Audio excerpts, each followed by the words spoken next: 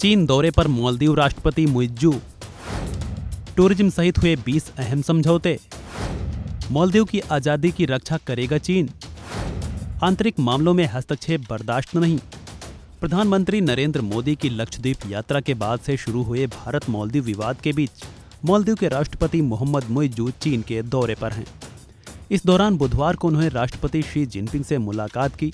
Beijing के great hall of people में मुइज्जू का स्वागत करते हुए राष्ट्रपति शी जिनपिंग ने मालदीव को अपना पुराना साथी बताया है। भारत और मालदीव में भड़के तनाव के बीच चीन ने आग में घी डालने का काम किया है। चीन ने भारत का नाम नहीं लेते हुए कहा है कि अगर किसी देश ने मालदीव के आंतरिक मामलों में हस्तक्षेप करने की कोशिश की तो वह इसका कड़ा विरोध करेगा। चीन की न्यूज एजेंसी सिन्हुआ के मुताबिक शी जिनपिंग ने कहा कि चीन मालदीव के राष्ट्रीय हित में किए जा रहे विकास के एजेंडे में उनकी मदद करेगा। साथ ही मालदीव की संप्रभुता, स्वतंत्रता, क्षेत्रीय अखंडता और राष्ट्रीय गरिमा की रक्षा करने में चीन उनके साथ खड़ा है। उन्होंने कहा कि मालदीव चीन के पास ये मौका है कि वो अपनी ऐतिहासिक साझेदारी को भविष्य में और आगे बढ़ाएं। इस बीच शी जिनपिंग से बातचीत के दौरान मुइज्जू ने कहा कि चीन ने मालदीव की आर्थिक सफलता में जो सहयोग किया है उसके लिए वो आभारी हैं। इसके साथ ही मुइज्जू ने कहा कि वह अपने देश में चीन विरोधी गतिविधियों को नहीं होने देंगे। मालदीव वन चाइना पॉलिसी का पालन करेगा। मुइज्जू ने कहा कि वे चीन में अपने पहले आधिकारिक दौरे को लेकर सम्मानित महसूस कर रहे हैं।